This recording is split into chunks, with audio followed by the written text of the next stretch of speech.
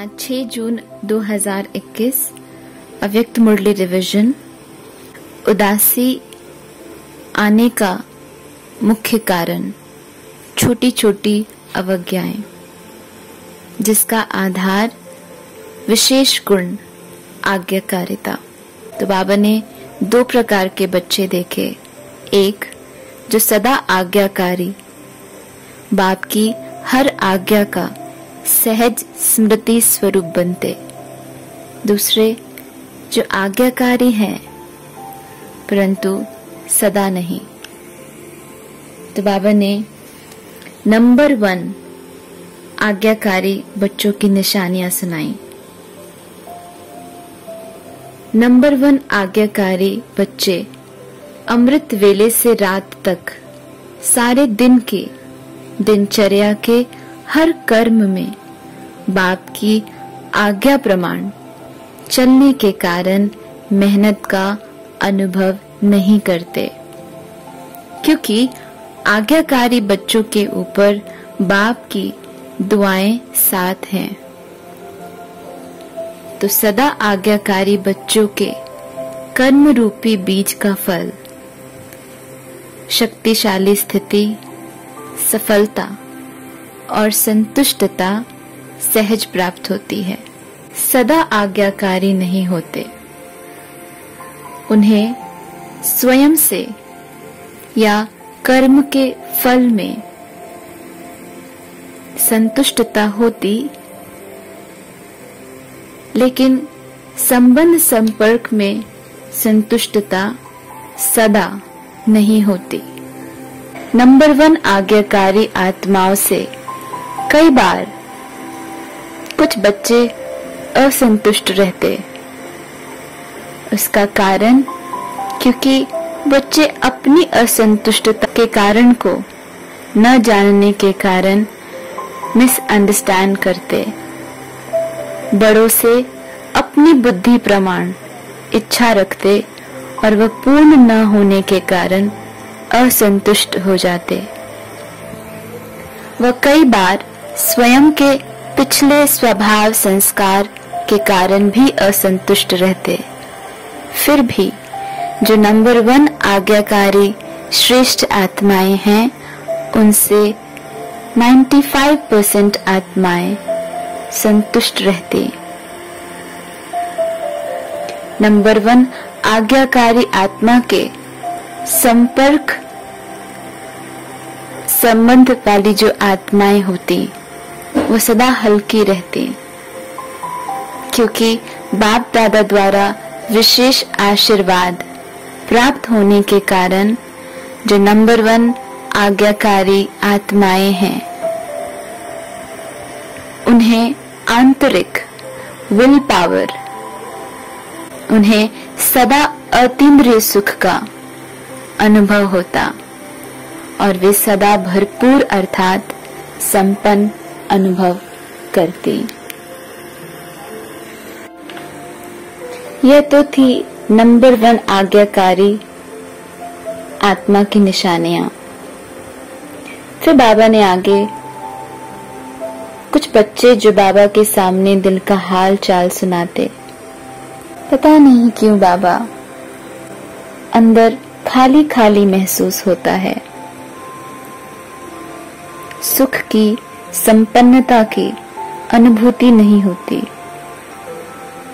बाबा ने कहा, कई बार उस समय कोई उल्टा कार्य या छोटी मोटी भूल नहीं करते, लेकिन चलते चलते अनजान व अलबेलेपन में समय प्रति समय बाबा की आज्ञा प्रमाण कार्य नहीं करते, तो पहले समय की अवज्ञा का बोझ अपनी तरफ खींच लेता है।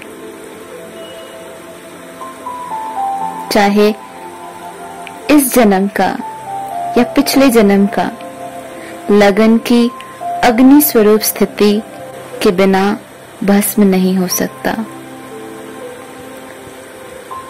तो इस बोझ को भस्म करने के लिए अग्नि स्वरूप स्थिति अर्थात शक्तिशाली याद की स्थिति बीज रूप स्थिति, लाइट हाउस स्थिति, माइट हाउस स्थिति सदा न होने के कारण हिसाब किताब को भस्म नहीं कर सकते।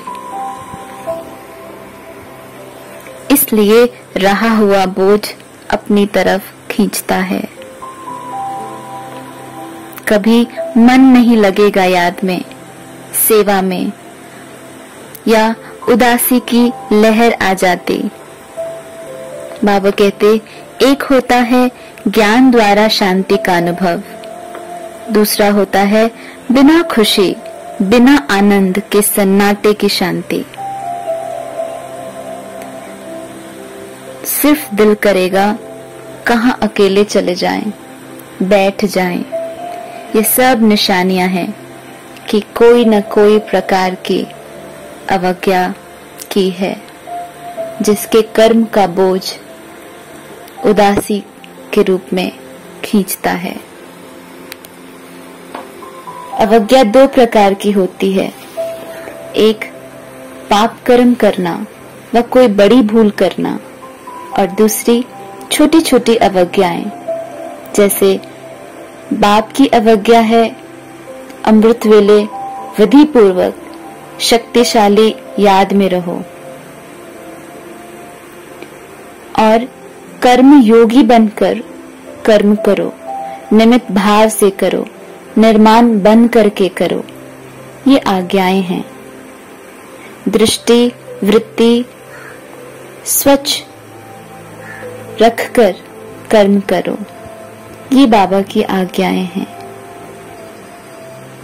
अगर कर्म करते इन बातों का विधि पूर्वक पालन न करते तो ये भी छोटी छोटी अवज्ञाएं अपनी तरफ खींचता है, जिसके फलस्वरूप लाइट स्थिति, डबल लाइट स्थिति का अनुभव नहीं कर पाते। सदा अतीन्द्रिय सुख व खुशी संपन्न शांत स्थिति का अनुभव नहीं करते।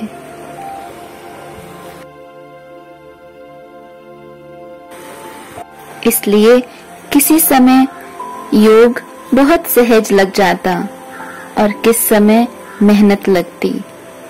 तो नंबर 1 आज्ञाकारी आत्माओं की विशेषता कि उन्हें कभी भी मेहनत का अनुभव नहीं होता। जैसे बाप ने कहा वैसे बच्चे ने किया, अर्थात जो बाप की फुटस्टेप वैसे बच्चों के ही कदम। बाप का कहना और बच्चों का करना, इसको कहते हैं नंबर 1 आज्ञाकारी आत्माएं। तो चेक करो और चेंज करो।